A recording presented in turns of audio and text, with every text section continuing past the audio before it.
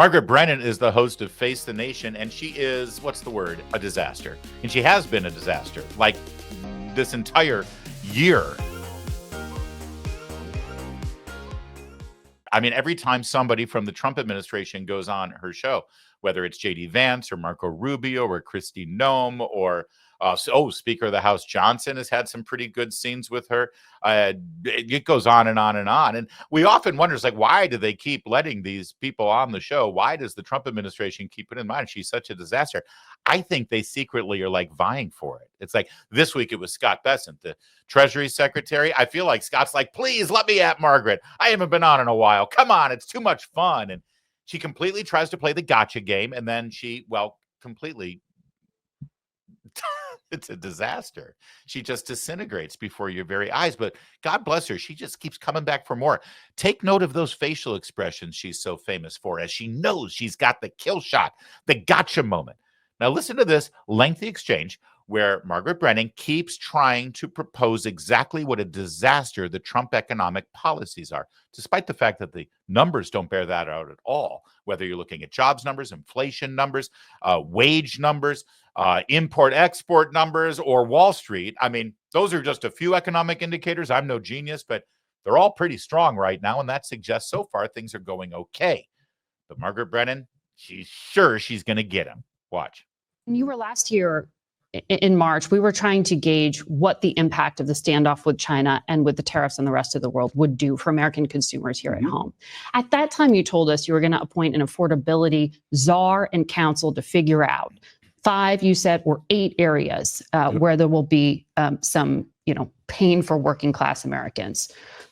Where are you anticipating price increases? Well, thus far, we wanted to make sure that there aren't price increases, Margaret, and thus far there have been no price increases. Everything has been alarmist. That the inflation numbers are actually dropping. We saw the first drop of inflation in 4 years. The inflation numbers last week, they were very pro-consumer. Right. But you listen to earnings calls just like we do. Mm-hmm. You know what Walmart's saying, what Best Buy's saying, and what Target are saying. But Margaret, I also know what Home Depot and Amazon are saying. I know what the South China Morning Post wrote within the past 24 hours, that 65% of the tariffs will likely be eaten by the Chinese producers. All right, so look at the look on his face. I was ready for you, and I got you right back, lady. But you saw the attitude, right? Oh, there's a few more minutes of this because she keeps coming back to her notes. Okay, fine. That one crashed and burned. I got another one for you. It's like, you know what Walmart is saying. You know what these people. And he's like, yeah, I also know this. And I know the fact that even China is predicting that they're going to eat the bulk of all of these tariff costs. So what's the point here? So she comes back for more. Watch Bessent. He's so good at this. He is so good at this. So are there 5 or 8 areas that you have identified, as you said back in March, where American consumers will be able to have lower prices or should be warned of higher prices? Well, a lot of it's already working its way through the system. So we've seen a substantial decrease in gasoline and energy prices. So that's down 20% year over year. We've seen the food prices go down, these notorious egg prices. Through the good work of President Trump and Secretary Rollins, egg prices have collapsed. So we're seeing more and more. And what we want to do is even that out across all sections of the economy. So inflation has been very tame. Consumer earnings were up 0.8% last month, which is a gigantic increase for 1 month. So real earnings minus low inflation is great for the American people, and that's what we're seeing.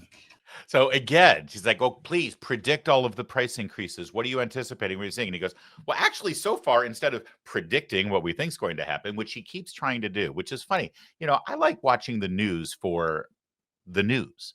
I know, call me crazy. I don't turn on the news to say, okay, tell me what's going to happen 3 months from now. Who does that? You want to know what's happening right now. You want to know what just happened. And maybe some analysis or perspective to sort of make you smarter about the events that are going on today. So you have, some understanding of the events around us. Instead, Margaret Brennan keeps pushing the Treasury Secretary to say, what are you anticipating in the future? What price are going to go up? And Bessent is like, okay, here's what I do know. gas prices have gone down to their lowest in like over 4 years. Egg prices, remember egg prices? They're down over 65% now, all of a sudden, because of our policies.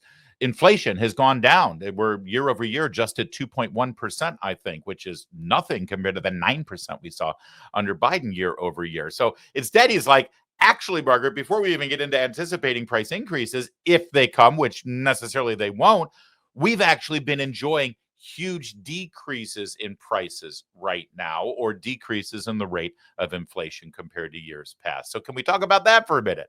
So, all right, there's strike two. Margaret keeps coming back to the plate, though. God bless her. But because when you met with the Chinese earlier this month, and you went down from the 145% tariff down to about, it's like 30%. 30% is not nothing, that tax on goods coming in here. Retailers are warning of price hikes. Well, when you go back to school shopping, things are going to cost more. But Margaret, some are and some aren't. Home Depot and Amazon said they're not.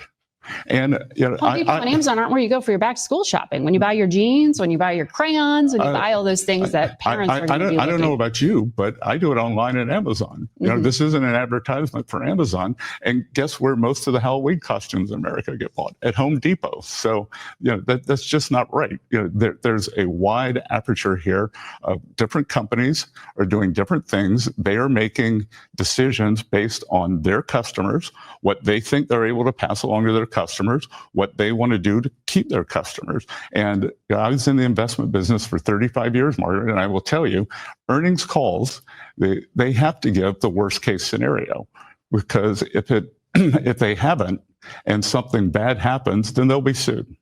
That's right. That's 100% right. By the way, can we just put that in the Hall of Fame? People don't go to Amazon for back to school shopping. Dude, does she have any kids? Does she do any back to school shopping? Does she know anyone who has any kids? Seriously. I mean, Amazon is sort of the go-to place for back to school supplies. It's easy. I mean, again, not an advertisement for Amazon, just like Secretary Bessent, but that may be one of the most moronic things I've ever heard in my life. Also, fun fact from the Secretary, I had no idea that Home Depot was a big place for Halloween costumes.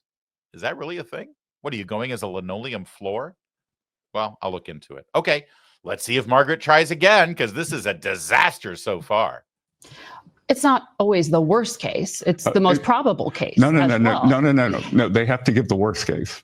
So Walmart, there was just a piece published with the conservative strategist, Karl Rove. I'm not asking about politics because he is a political strategist, but he went in on the math here. And he points out that Walmart has a profit margin of less than 3%.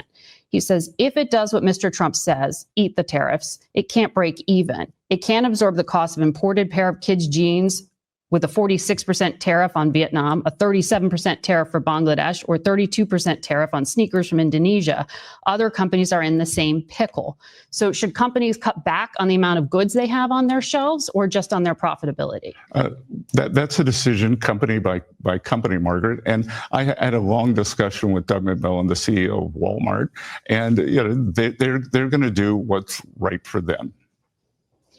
Before consumers, the reality is there will either be less inventory or things at higher prices, or both. Margaret, when we were here in March, you said there was going to be big inflation. There hasn't been any inflation. Actually, the inflation numbers are the best in 4 years. So why don't we stop trying to say this could happen and wait and see what does happen? Just trying to gauge for people planning ahead here. No, she's not trying to gauge for people planning ahead here. She's trying to trap him. She's trying to do a gotcha. She's not trying to get information for you. And she's not trying to get answers to the question. If she was, she wouldn't be arguing all the time. She's trying to win. And she continues to lose. Oh, two other things of note here. Last I checked with the left and with the media, Walmart was the evil empire. Walmart must be destroyed. Walmart is killing our nation. Walmart is exploiting their employees. And Walmart is greedy corporate America. Now suddenly she's saying, oh, they have such small margins to work off of. And Walmart, and whatever the CEO of Walmart says, we're gonna take that as gospel truth, right? And who is the other person she cited as the expert? Karl Rove. Karl Rove, now the economic genius. that up until about a minute and a half ago, because he was a Republican and in the Bush White House, he was evil, Karl Rove. But boy, they just love trotting these out here if there's suddenly tools that they can use to beat up on the Trump White House. Honestly, the shameless liars in the media cannot be tolerated any longer. That's why you come here, thank God. By the way, one more. She wasn't done. She wanted to come back. She wanted to come back for more. Speaker of the House estimates this is going to add $4 to $5 trillion over the next 10 years, and there's that debt limit increase. Well, again, Margaret, that's CBO scoring. That's the Speaker of the House. No. He said it last Sunday on this program. He said that's the CBO scoring. He said that sounds right. Let me tell you what's not included in there, what can't be scored. So we're taking in substantial tariff income right now. So their estimates that could be another $2 trillion. That we are pushing through savings. So my estimate is that could be up to another $100 billion a year. So over the 10-year window, that could be $1 trillion. President has a prescription drug plan with the pharmaceutical companies that could substantially push down costs for prescription drugs, and that could be another $1 trillion. So there's the 4. All right. So now, first of all, this whole argument has to do with how the CBO, that's the Congressional Budget Office, scores a bill that affects tax cuts or spending. And what they do is they say, well, this is how much it's cost, which is also, by the way, a ridiculous way to characterize a tax cut. Oh, how much is that tax cut going to cost? In other words, how much is it going to cost the federal government to let you keep your money? No tax on tips, no tax on overtime, expanded child tax credit, and also making permanent the Trump tax cuts from 2017. But they have to say, oh, what does that cost? It's not cost. It doesn't cost you anything for you to keep your money. And they never factor in dynamic scoring for what it means to the economy for you to keep your money. Can I just tell you something? Going all the way back to the Reagan administration, the first major tax cuts in this country in decades, the money that came into the federal treasury boomed.